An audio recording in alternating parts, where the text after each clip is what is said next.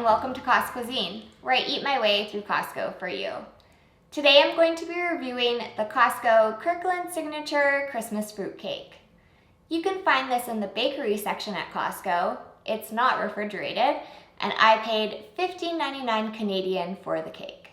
The best before date on my Kirkland Signature Christmas Fruitcake is 3 months from the date that I purchased it. Some people like to play it safe, and if they're not going to be eating it right away, they pop it into their fridge or freezer, while others feel totally fine storing it at room temperature because Christmas cakes are notorious for lasting forever. Although the Christmas fruitcake doesn't look very big, it's really heavy. It weighs 1.6 kilograms or over 3.5 pounds. I think you could serve at least 12 people. That's what Costco lists the nutrition information serving size as.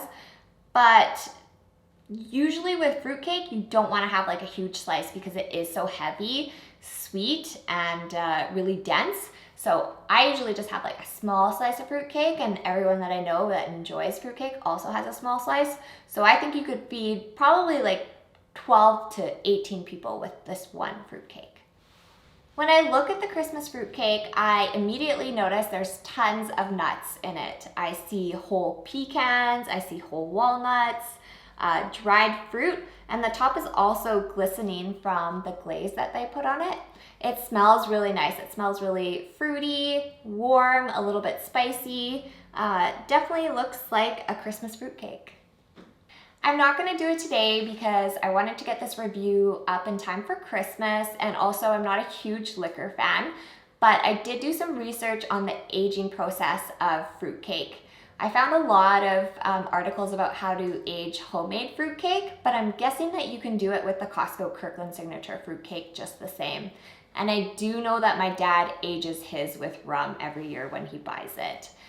The process is that you would poke some holes into your fruitcake.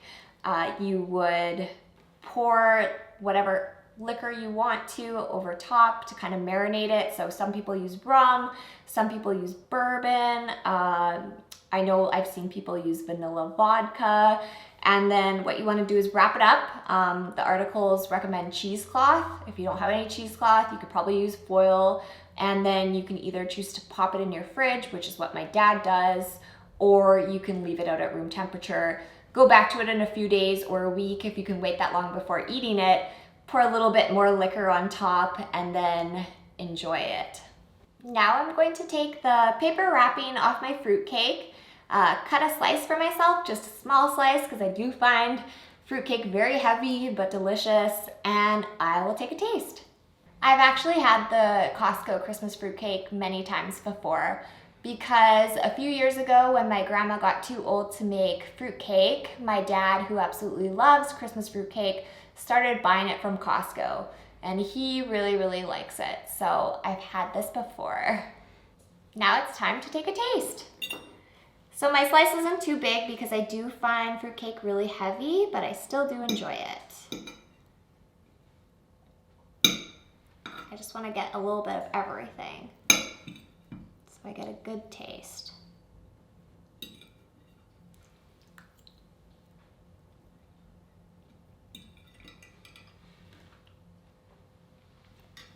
So the texture of the cake is almost like a pudding texture. It's really, really moist and dense. There's lots of nuts in it.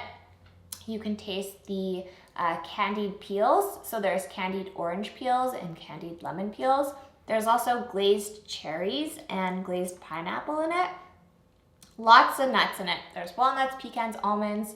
So if you like nuts, this is your go-to.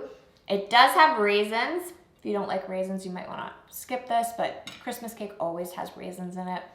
There's a little bit of a citrus taste to it. It's not too sweet.